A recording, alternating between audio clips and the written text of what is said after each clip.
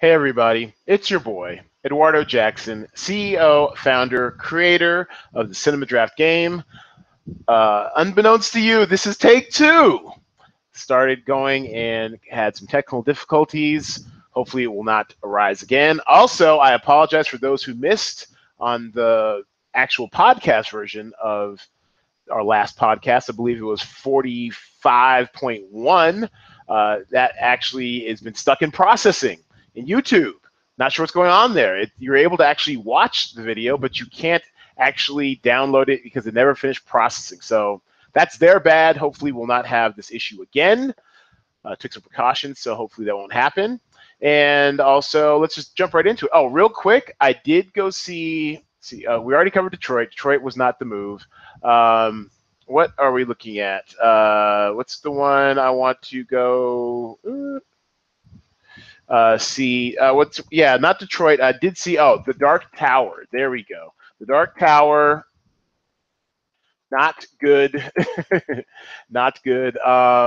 Two reels. I mean, it was fine. It is what it was. What it was. I really want so much for Idris. Idris, I want you to succeed, and I don't know why. I mean, it won't. And yeah, Ron Howard's a producer on this. He did not direct this.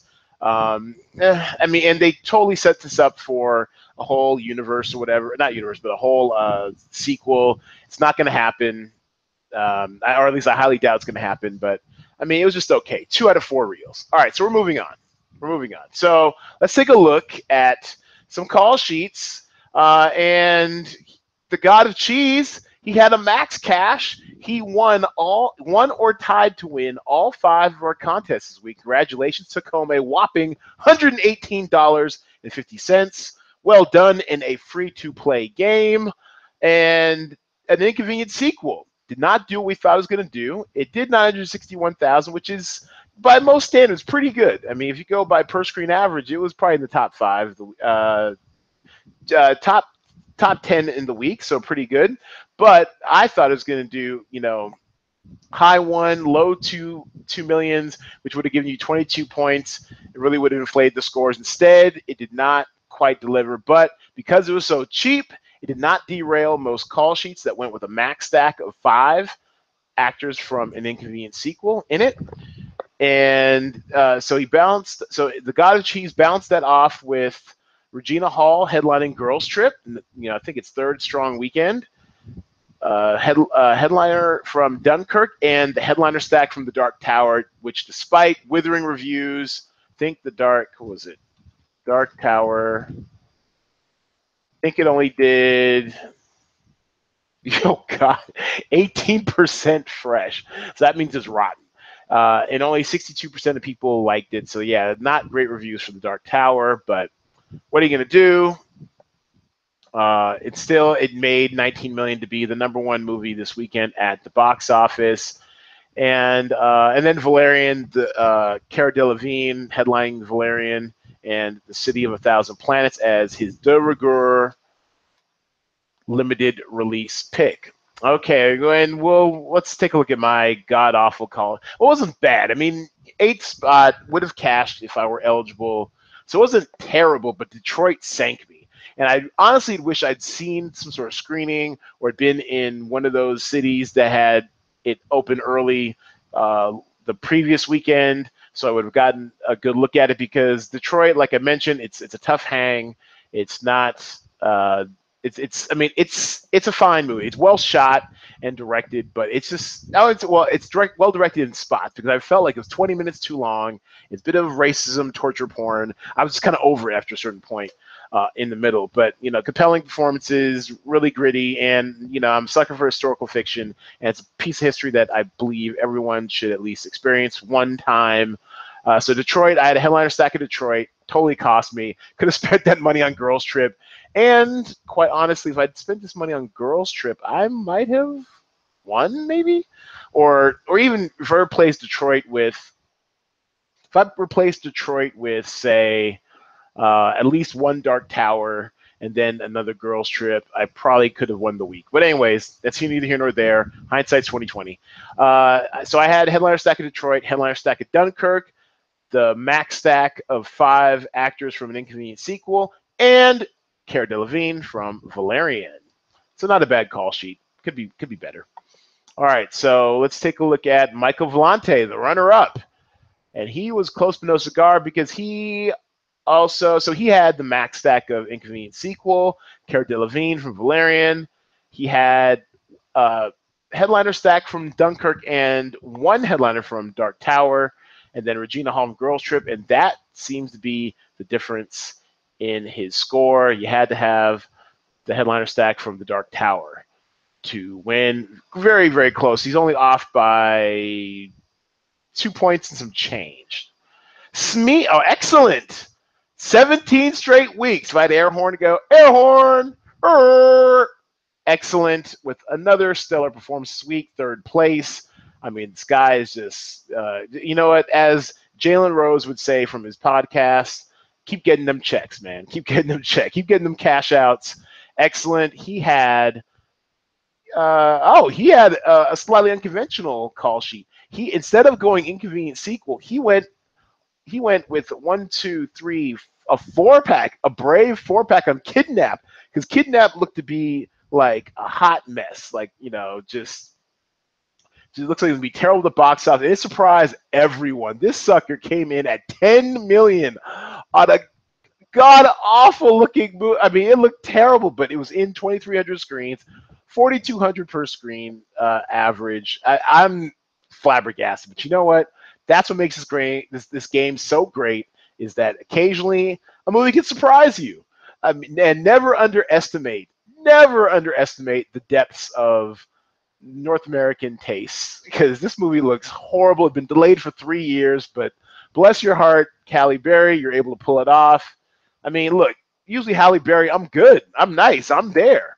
Hell, I even saw Gothika. I don't think anyone saw Gothika, but this movie looks terrible, but something about, you know, empowering women with, you know, riding for their kids, kind of an action movie, I guess. This just looks so bad. But she was out there doing publicity. Bless her heart. She was out there doing publicity. I saw her on Andy Cohen's Watch What Happens Live, drinking it up, living it up. So kudos to you, Halle. I don't think it's going to have a very strong second week. What was the cinema score on that? Actually, let's take a look at Rotten Tomatoes. What was the Rotten Tomatoes score on that? Kidnap.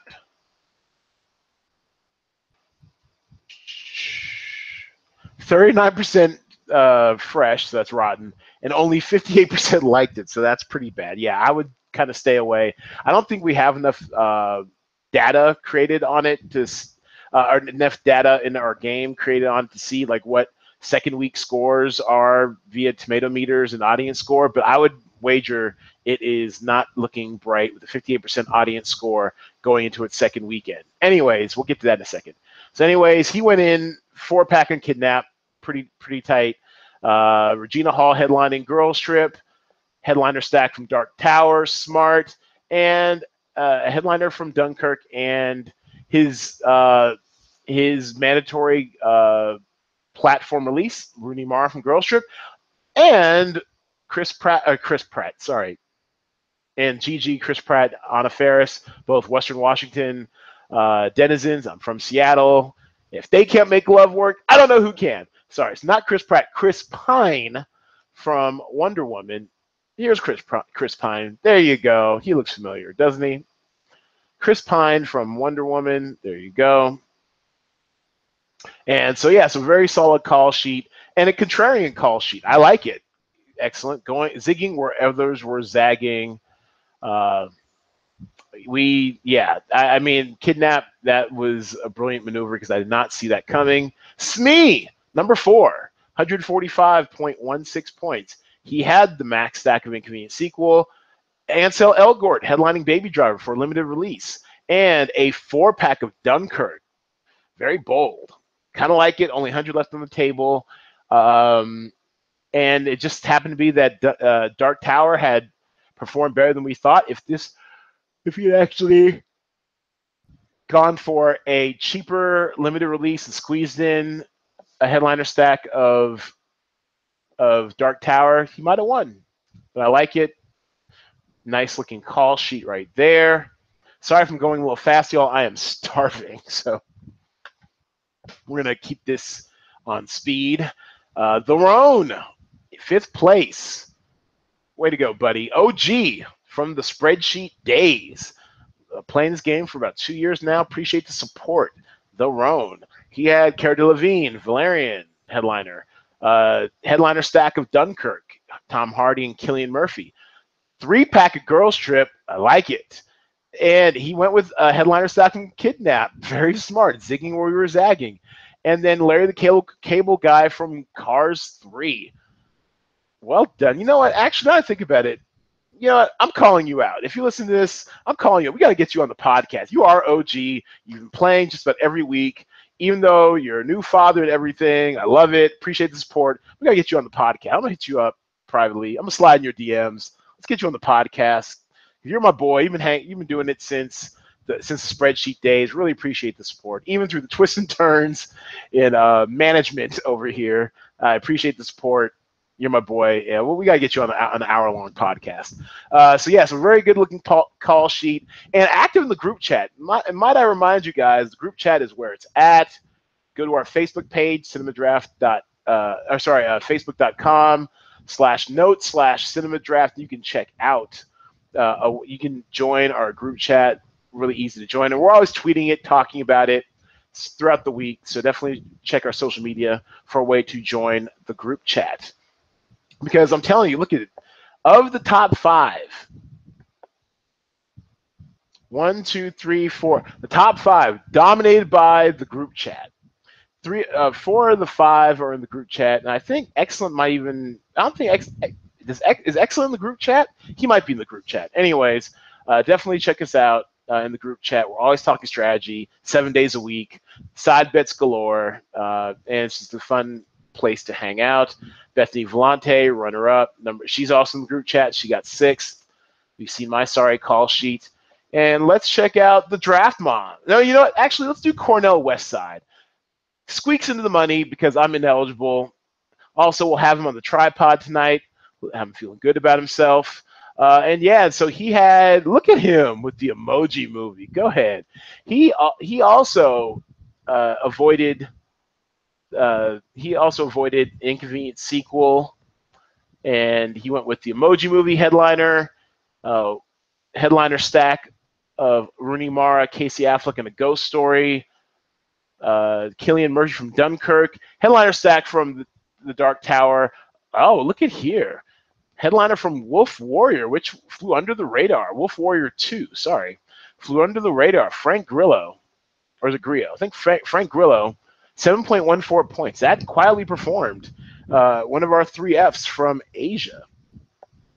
And a Cars 3 2-pack, 1 headliner and 1 not. And Chris Pine from Wonder Woman, headlining in limited release. So well played. Well played.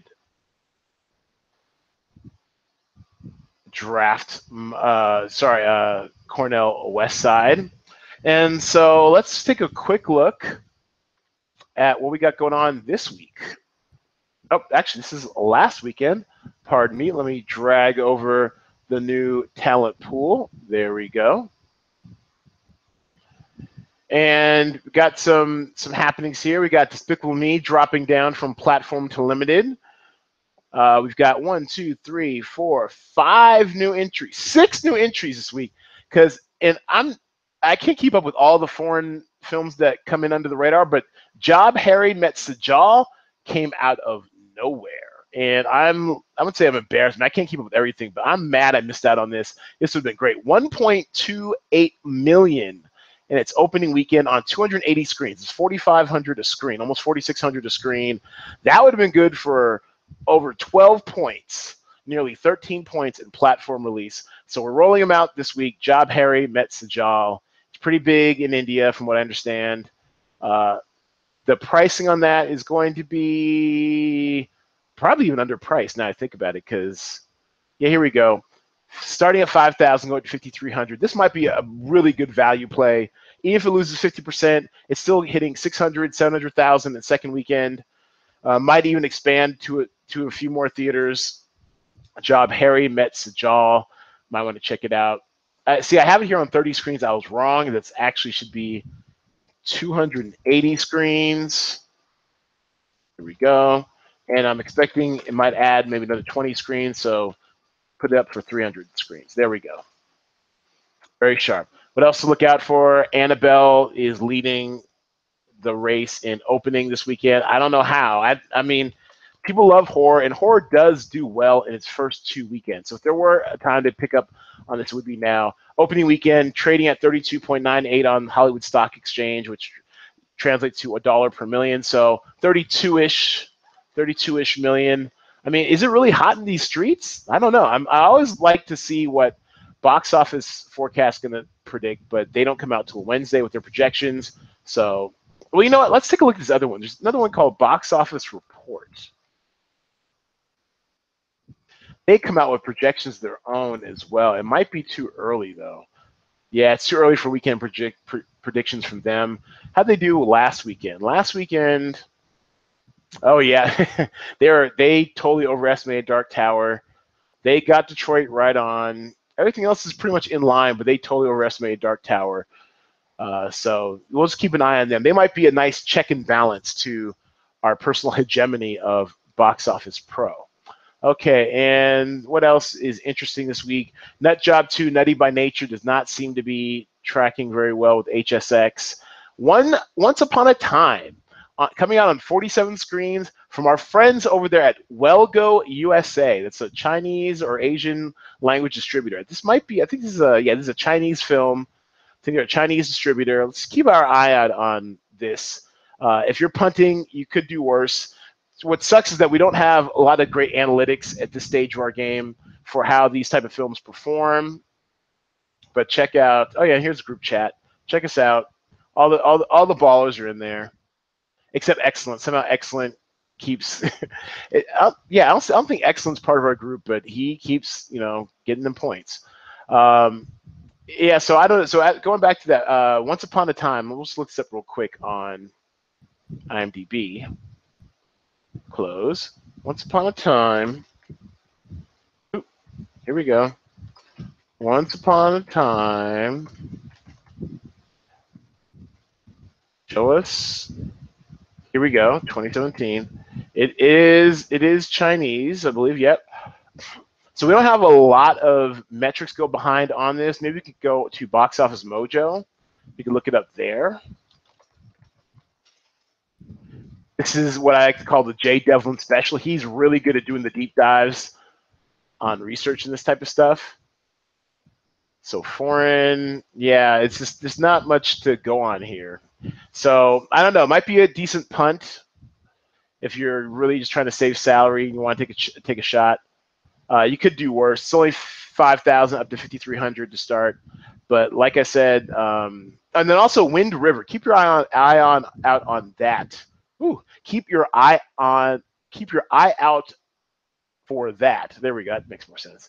Only because it grows 44,000 per screen last week. Of course, small sample size, but it's expanding to 40 screens, which means it still should be pretty high per screen average. Ooh, there we go. Yeah, 40,000 per screen. I mean, per screen, I would guess maybe even if it's 15,000 per screen.